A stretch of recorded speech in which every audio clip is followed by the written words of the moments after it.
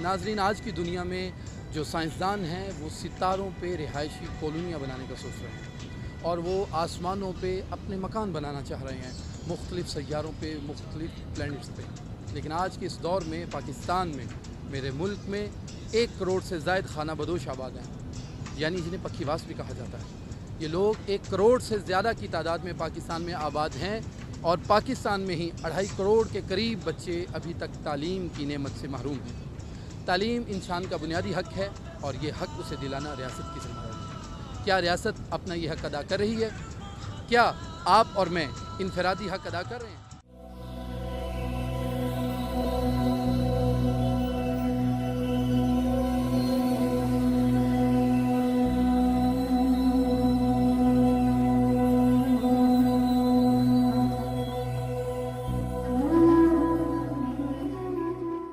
नाज़रीन, खाना बदोश अफराद खुदा की ज़मीन में खुले आसमान तले रहने पे मजबूर हैं, सर्दी हो या गर्मी।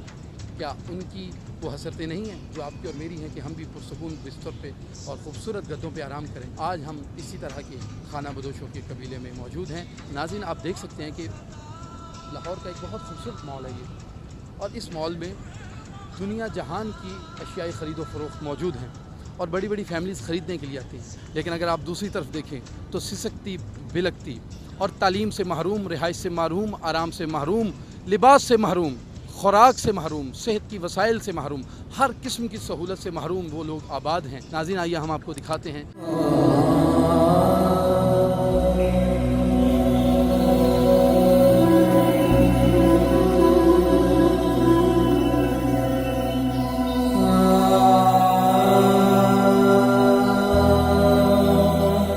हम चैनल ऑस्ट्रेलियन उर्दू की तरफ से हैं। असी इधर एक ही काम करते हैं, मजदूरी करते हैं। नाज़रीन, एक बात मैं अर्ज़ करना चाहूँगा, पुरानी हुकूमत ने आशियाना हाउसिंग स्कीम सेटअप का ऐलान किया था, लेकिन उसमें भी खुर्दबुर्द और करप्शन की नज़र हो के आज हमारे साहब जो वज़ीर आला हैं वो उस वक्त जेल के अंदर हैं और उनके जो जिनके ज़रिए ये सब करप्शन हुई, अहद चीमा साहब, वो भी नैब के हवाले हैं। तो हमने देखना ये कि जो नई हुकूमत है, अगर इसने 50 लाख घरों का ऐलान किया है तो देख रहे हैं उसमें से कितने लाख घर हैं जो इन अफराद को मिलते हैं। नाज़रीन, इस वक्त हमारे साथ सैयद मुस्तफ़ा काज़मी साहिब मौजूद हैं जो दूसरी मॉडल स्कूल ट्रस्ट के इंतज़ामिया में से हैं। अस्सलाम वालेकुम। जी वालेकुम अस्सलाम। बच्चों को क्या सहूलियात दे रहे हैं अपने ट्रस्ट के ज़रिए? जी देखें, गुजारिश ये है कि जब हमने दूसरी मॉडल स्कूल जो है वो स्टार्ट किया था, उसी वक्त हमने इन तमाम झुग्गी वालों का इनका जो है एक हमने विज़िट रखा था। सब लोगों से आपसे हम आके मिले थे।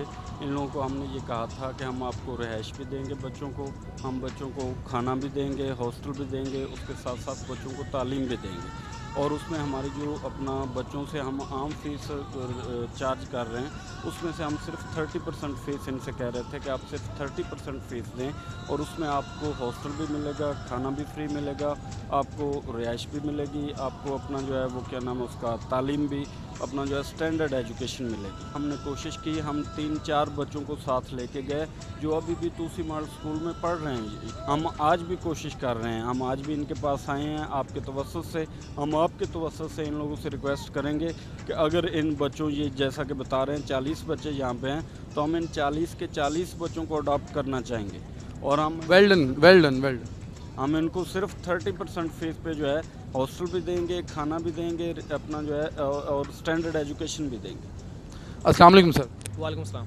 क्या नाम है आपका? अब्दुल अजीज़। अब्दुल अजीज़ साहब, जिस एम्पोरियम में आप विज़िट करने आए हैं, इसी के पहलू में ऐसे 20 बल्कि सैकड़ों घर मौजूद हैं जिन्हें घर तो बज़ाहिर कह सकते हैं, लेकिन एक बात है, मैं उसे घर ही कहूँगा, उन लोगों का तो वो घर है। लेकिन अगर इस माशरे के एतबार से देखा जाए और हकीकत की निगाह से देखा जाए, जिन झुग्गियों को वो अपना घर समझ के बैठे हुए हैं, क्या उनका वो हक़ नहीं है कि वो इस अज़ीमुश्शान सहूलियात से, ऐसी अज़ीमुश्शान सहूलियात से वो भी इस्तेफ़ादा करें और वो भी यहाँ विज़िट करें, चीज़ें ख़रीद सकें?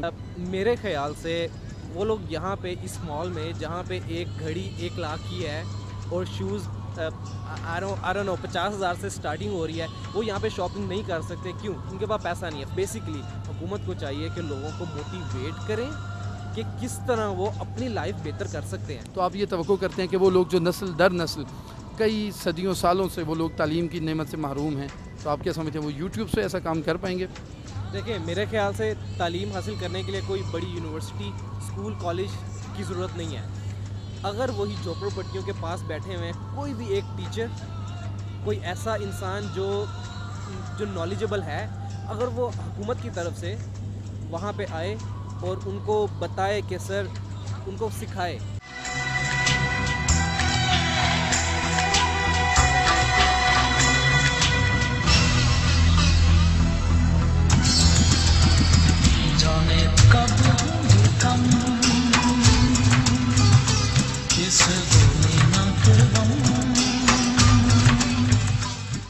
ناظرین، اس وقت ہمارے ساتھ موجود ہیں اسٹار ویلفیئر آرگنائزیشن کی پریزیڈنٹ محترمہ دلشاد صاحبہ. السلام علیکم. آسٹریلین اردو کی طرف سے جو پروگرام کر رہے ہیں اس میں آپ نے ہمیں جوائن کیا. آپ ایک این جی او کی پریزیڈنٹ ہیں، آپ کیا سمجھتی ہیں کہ ان کے حقیقی مسائل کیا ہیں اور آپ نے ابھی تک اپنی این جی او کے پلیٹ فارم سے ان کے حق میں کیا کیا کیا؟ مجھے بابا شفیق ڈوگر ملے جن کا ہم نے پلیٹ فارم لیا اسٹار ویلفیئر کے نام سے. انہوں نے بھی ہمیں یہی ٹاسک دیا تھا کہ آپ نے جو غریب بچے ہیں نا ان کے لیے تعلیم کا اعلیٰ سے اعلیٰ انتظام کرنا ہے. لیکن میں سمجھتی ہوں کہ ان لوگوں کو بچوں کے اگر ایک دیکھیں ایک فیملی کے 4 بچے ہیں، اگر ان کی ایک ماں ہے، اگر ہم اس کو کوئی ہنرمند بنا دیں تو میرا خیال ہے کہ وہ اپنے بچوں کو بہتر طریقے سے پال سکتی ہے. ہمارے اسلام آباد میں شیلٹر ہوم ہیں جس میں 150 خواتین ہیں، یتیم بچے ہیں، مستحق لوگ ہیں. یہاں شام کو میرا خیال ہے کہ 200-300 بندوں کا دسترخوان بھی لگایا جاتا ہے. یہاں پہ ان کو فری کھانا دیا جاتا ہے. فار ایگزامپل آپ ان جھگیوں والوں کے لیے کیا کیا کر سکتے ہیں؟ ان کی جو ہنرمند خواتین ہیں ان کو سلائی مشینیں لے کے دے سکتے ہیں. ناظرین، آپ دیکھ سکتے ہیں کہ ان جھگی والوں کے خانہ بدوشوں کے تقریباً اس وقت 40 بچے ہیں، جن میں سے بمشکل 2 یا 3 پڑھ رہے ہیں. اسٹار ویلفیئر آرگنائزیشن ان کا بھی یہی کہنا ہے کہ ہم ان کے بچوں کے تعلیمی اخراجات اٹھانے کے لیے تیار ہیں. ہم تمام فنڈنگ خود سے کریں گے اور ان کی خواتین کو ہنرمند بنانے کے لیے ہم دستکاری کا سامان جو بھی ہے وہ انہیں فراہم کریں گے.